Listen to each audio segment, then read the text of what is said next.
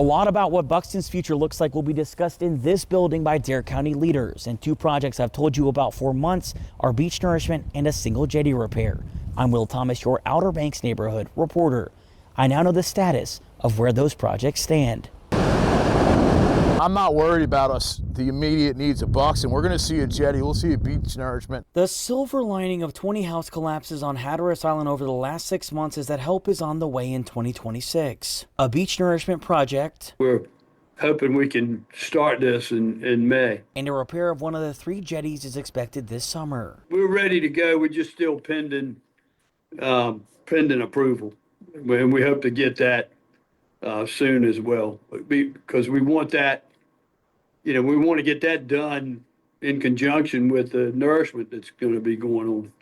So we're keeping our fingers crossed. That's not where the push to save the shoreline in Buxton stops, though. The hope is to keep pushing state leaders to overturn the ban on hardened structures on the coast. This would open this up to actually a jetty system, to add that second or third jetty farther north to protect the road. That's where we're at. The beaches are our economic engine.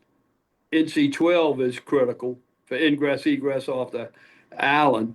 So we've got to have more tools in our toolbox to try to address these issues. Dare County is currently in the process of hiring a contractor to help clean the debris from the 4 house collapses this past weekend. And will also be holding a public meeting on beach nourishment in Buxton on Wednesday, February 11th. In the Outer Banks, Will Thomas, WTKR News 3.